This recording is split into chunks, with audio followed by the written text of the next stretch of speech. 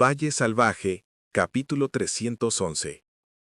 El amanecer del 9 de diciembre no trajo calma al valle. El cielo tenía un tono gris que parecía presagiar que nada volvería a ser igual. En la casa grande, el eco de una discusión aún resonaba entre las paredes.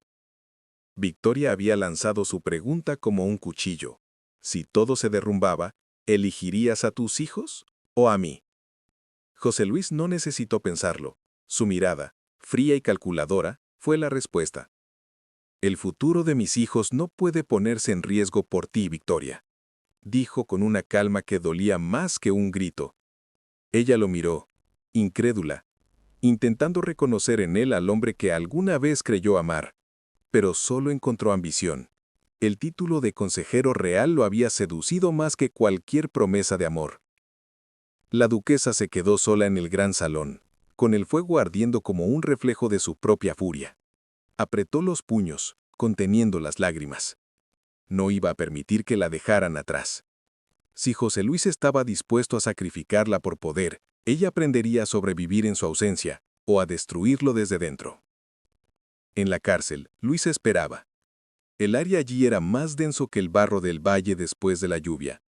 Sus manos temblaban, no por miedo, sino por resignación. Había recibido la visita del juez. Un hombre de mirada vacía que pronunciaba la palabra sacrilegio como quien anuncia una sentencia divina. Van a pedir tu vida, le había dicho. Y ella, sin derramar una lágrima, solo preguntó, ¿y quién mueve los hilos detrás de todo esto? Nadie respondió, pero el silencio le supo a nombre conocido. José Luis. Adriana, ajena a la magnitud de lo que se avecinaba, recorría los pasillos del valle con el corazón en vilo. Cada vez que pronunciaban el nombre de su hermana, algo en ella se quebraba un poco más. Rafael intentaba alcanzarla, pero la distancia entre ellos ya no era física, era emocional. Tienes que cuidarte, Adriana. Tu bebé siente lo que tú sientes. Ella lo miró con una mezcla de tristeza y rabia. ¿Y qué quieres que sienta, Rafael? Que mi hermana muera y yo sonría. Él no supo qué decir. Solo bajó la cabeza, derrotado.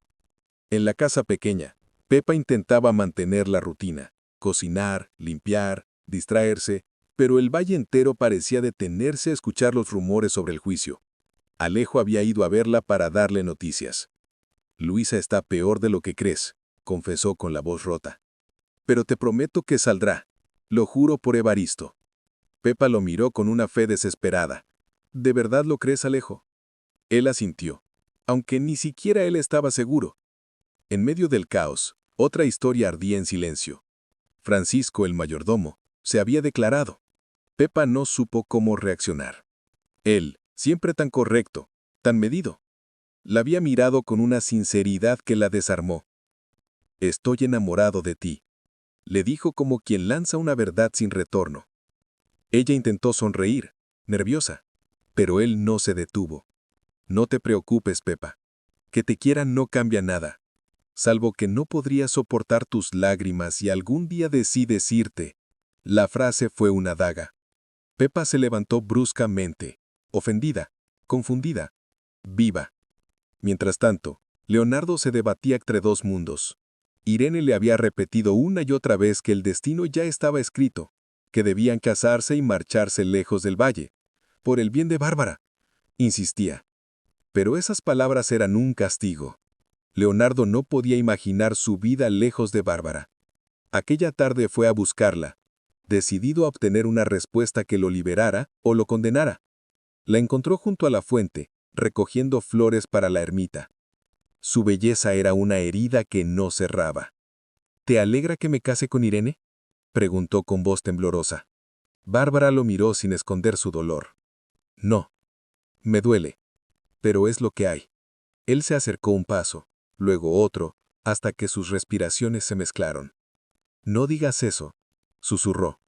No puedo soportar que te alejes. Cuando ella abrió la boca para responder, él la besó. Un beso desesperado, prohibido, que olía a despedida. En el valle, Dámaso y Mercedes celebraban su aparente victoria. El poder había cambiado de manos, o eso creían. Brindaban por su fuerza, por su alianza, por haber sobrevivido a los duques. Gracias por cruzarte en mi camino, dijo él con voz cargada de intención. Mercedes sonrió, pero en su mirada había cautela. No quería más promesas vacías. Sin embargo, cuando Dámaso se inclinó para besarla, el aire se congeló. Ella apartó el rostro. No, Dámaso, murmuró. Esto no. Él quedó quieto, sorprendido. No por el rechazo, sino por la dignidad con la que ella lo había hecho. «Sigues pensando en Bernardo», dijo él. «Y tú sigues casado con Victoria», respondió ella sin dudar. Mientras tanto, en una escena paralela, Matilde preparaba flores para la ermita donde soñaba casarse con Atanasio. Pero algo en ella empezaba a tambalearse. Los acontecimientos, la tensión, el miedo, todo la hacía dudar. «Quizás no sea el momento», confesó en voz baja. Atanasio la miró con preocupación. «¿Tienes miedo?» Ella sonrió débilmente. «Tengo la sensación de que el valle no quiere bodas ahora. Solo funerales». Las palabras parecieron presagio, porque esa misma noche, entre los árboles del bosque, Adriana cayó inconsciente. Alejo y Rafael la encontraron tendida en el suelo, pálida, con la respiración débil. El bosque se volvió sepulcral. Rafael gritó su nombre una y otra vez, pero el eco fue la única respuesta.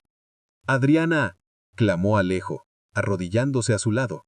«Por favor, abre los ojos». El miedo se apoderó del valle cuando la noticia corrió de casa en casa. La hija del duque cayó en el bosque.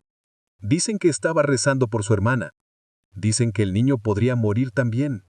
Los murmullos se transformaron en plegarias, y las plegarias en rumores aún más oscuros. En el palacio, José Luis recibió la noticia con el ceño fruncido. Su primera reacción no fue dolor, sino ira. «Te lo advertí, Rafael. Te dije que su obsesión con Luis acabaría destruyéndola». Rafael, con los ojos enrojecidos, apenas podía responder. «Usted no entiende, padre. Ella no se obsesionó. Amó. Y eso fue lo que la quebró». El duque giró el rostro, evitando su mirada. En el fondo, las palabras de su hijo lo traspasaron más de lo que quería admitir. Esa noche, por primera vez en años, entró en la capilla. Encendió una vela por Luisa.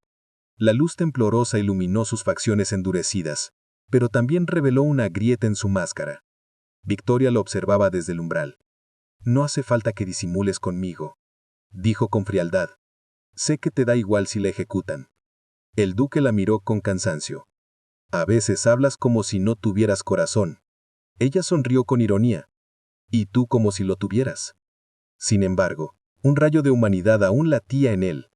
Cuando Alejo le preguntó más tarde si ya había empezado a mover hilos para salvar a Luisa, algo cambió en su mirada. «Si muere, yo muero con ella. Seré un fantasma entre tus paredes, padre». Esa frase lo persiguió toda la noche. En silencio, José Luis comenzó a escribir una carta. No sabía si era para un juez, un aliado o su propia conciencia. Solo sabía que por primera vez no quería perder, no el poder, sino a su hijo.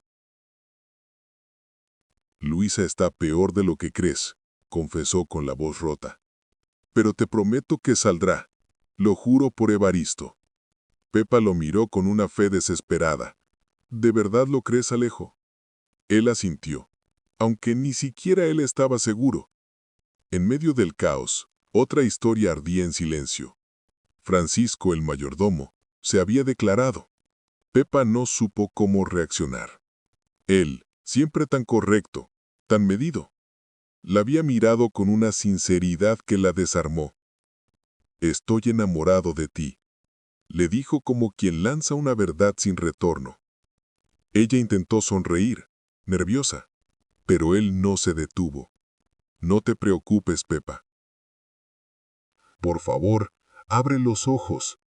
El miedo se apoderó del valle cuando la noticia corrió de casa en casa. La hija del duque cayó en el bosque. Dicen que estaba rezando por su hermana. Dicen que el niño podría morir también.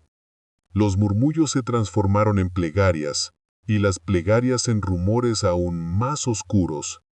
En el palacio, José Luis recibió la noticia con el ceño fruncido. Su primera reacción no fue dolor, sino ira. «Te lo advertí, Rafael. Te dije que su obsesión con Luis acabaría destruyéndola». Rafael, con los ojos enrojecidos, apenas podía responder. Usted no entiende, padre. Ella no se obsesionó,